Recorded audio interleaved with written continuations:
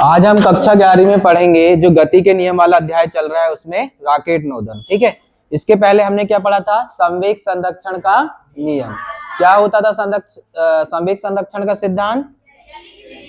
यदि किसी निकाय पर कोई बाह्य बल आरोपित ना किया जाए तो उस निकाय का कुल रैखिक संवेग संरक्षित रहता है या नियत रहता है। तो हमारा जो टॉपिक है राकेट नोदन वो क्या है? संवेग संरक्षण के सिद्धांत पर आधारित है।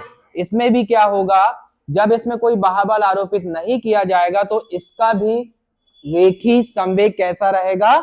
नियत रहेगा। ठीक है, इसमें और एक नियम का कार्य करता है जो है न्यूटन के गति का तृतीय नियम। क्या होता है? प्रत्येक क्रिया के बराबर विपरीत प्रतिक्रिया होती है। तो रॉकेट की हमको आवश्यकता क्यों पड़ती है बताइए? जब किसी सैटेलाइट को अंतरिक्ष में भेजा जाना होता है ना, जैसे अभी हमारे चंद्रयान, मंगलयान ये सब गए हैं ना, ये सब क्या है? सैटेलाइट हैं। तो इनको जब हमको अंतरिक्ष में भेजना होता है तो किसकी सहायता से भेजते हैं? रॉकेट नोदन की सहायता से। रॉकेट की सहायता से रॉकेट में क्या करते हैं? सैटेलाइट को रखते हैं और अंतरिक्ष में क्या कर देते हैं? प्रक्षेपित कर देते हैं, जिससे सैटेलाइट कहां पहुंच जाता है? अंतरिक्ष में, या जहां भी हमको जिस जगह पे सैटेलाइट को भेजना होता है। ठीक है, तो इसकी क्रियाविधि कैसे है ध्यान देना यहाँ पे। तो रॉकेट होता है, इसमें 3 प्रकोष्ठ पाए जाते हैं। प्रकोष्ठ मतलब रॉकेट के 3 भाग होते हैं। क्या होते हैं? रॉकेट के 3 भाग। तो यहाँ पे पहला भाग है ईंधन।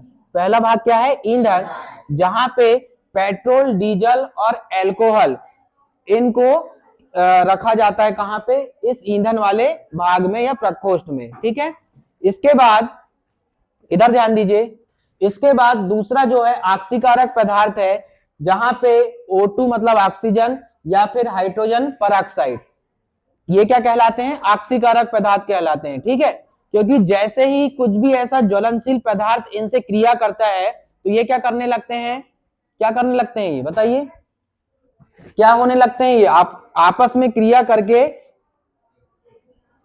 क्या हुआ? ठीक है, तो ऑक्सीकारक पदार्थ कौन से हैं? ऑक्सीजन और हाइड्रोजन परऑक्साइड।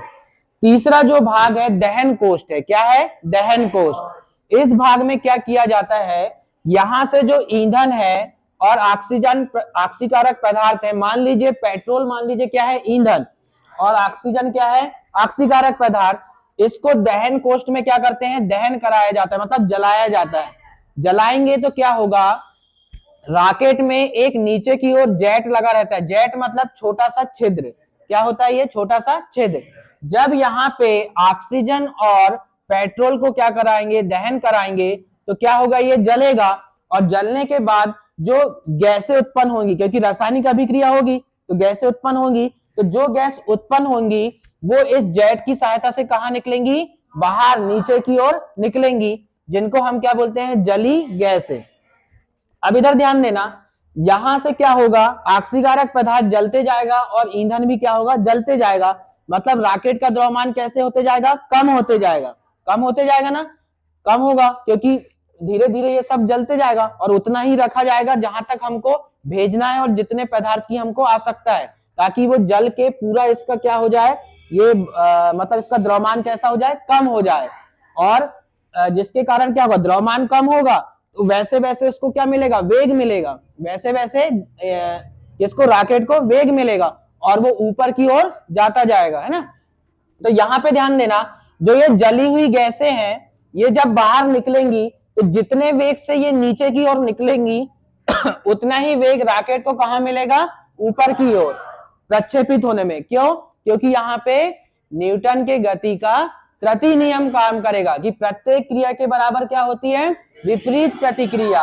तो हमने देखा कि ये जली हुई गैसें कहां निकल रही? नीचे। नीचे निकलेंगी तो कुछ प्रेशर लगाएंगी, ठीक है, तो उतना ही प्रेशर इसको ऊपर जाने में वेग मिलेगा। किसको? रॉकेट को। ठीक है, तो ये था रॉकेट नोदन की क्रियाविधि कि कैसे इसको प्रक्षेपित किया जाता है। किसी भी सैटेलाइट को यदि अंतरिक्ष में भेजना है तो किस प्रकार से इसका उपयोग करते हैं हम। ठीक है, सभी को समझ में आया? बंद कर। सभी को समझ में आया? कहीं कोई घर्षण बल। ठीक है, घर्षण बल क्या होता है कि दो पृष्ठों के मध्य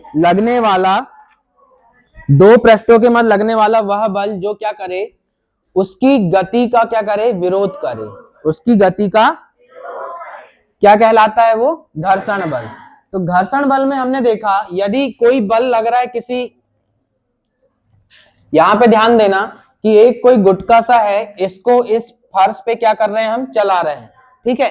तो ये v वेग से किधर चल रहा है, ए दिशा में। मान लीजिए कौन सी दिशा है, ए दिशा। ए दिशा में v वेग से चल रहा है, तो घर्षण बल उसकी गति का क्या करेगा, विरोध करेगा। तो घर्षण बल किधर लगेगा, जस्ट उसके विपरीत। ये स्मॉल एफ क्या कहलाएगा यहाँ पे, घर्षण बल, जो इसकी दिशा के क्या करता है, विपरीत लगता है, ठीक है। यदि घर्षण बल समानुपाती हो, आर मतलब होता है अभिक्रिया प्रतिक्रिया के, है ना, अभिक्रिया प्रतिक्रिया बल, इसके यदि ये समानुपाती है तो अनुक्रमानुपाती का चिन्ह हटाएंगे तो एक क्या लेते हैं, नेतांक, जिसको बोलते हैं म्यू। इसको क्या बोलते हैं, म्यू। तो म्यू यहाँ पे क्या कहलाएगा, घर्षण गुणांक। क्या कहलाता है, घर्षण गुणांक। अच्छा, हम यदि पृथ्वी पर ऐसे चल रहे हैं, पृथ्वी की सतह पर, तो क्या घर्षण लगेगा, लगेगा ना घर्षण। न्यूटन के गति का तृतीय नियम भी कार्य करता है और घर्षण बल भी कार्य करता है। जब रोड में गाड़ियों को आप चलाते हैं, तब भी क्या लगता है, घर्षण बल कार्य करता है। यदि घर्षण बल कार्य नहीं करेगा तो क्या होगा, हाँ, गाड़ी चलेगी ही नहीं, है ना, ठीक है। घर्षण बल के प्रकार होते हैं स्थैतिक घर्षण और गतिक घर्षण।